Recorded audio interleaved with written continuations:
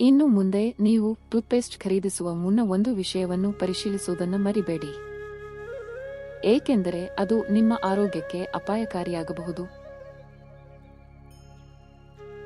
ಟೂತ್ಪೇಸ್ಟ್ನ ಕೆಳಭಾಗದಲ್ಲಿ ವರ್ಣರಂಜಿತ ಗುರುತುಗಳಿರುವುದನ್ನು ನೀವು ಗಮನಿಸಿರಬಹುದು. ಸಾಮಾನ್ಯವಾಗಿ ಈ ಬಣ್ಣ ಕಪ್ಪು, ನೀಲಿ, ಕೆಂಪು ಮತ್ತು ಹಸಿರಾಗಿರುತ್ತವೆ. ಆದರೆ ಇದು ವಿನ್ಯಾಸವಲ್ಲ ಎಂದು ನಿಮಗೆ ತಿಳಿದಿದೆ.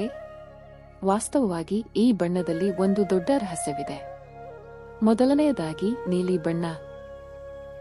ಈ ಟೂತ್ಪೇಸ್ಟ್ ನೈಸರ್ಗಿಕ ವಸ್ತುಗಳಿಂದ ಮಾಡಲ್ಪಟ್ಟಿದೆ ಮತ್ತು ಕೆಲವು ಔಷಧಿಗಳು ಸಹ ಅದರಲ್ಲಿ ಕಂಡುಬರುತ್ತವೆ.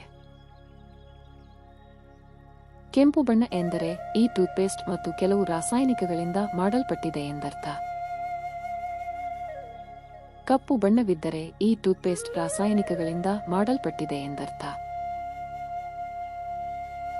ಹಸಿರು ಬಣ್ಣ ಎಂದರೆ ಈ ಟೂತ್ಪೇಸ್ಟ್ ನೈಸರ್ಗಿಕ ವಸ್ತುಗಳಿಂದ ಮಾಡಲ್ಪಟ್ಟಿದೆ ಎಂದರ್ಥ.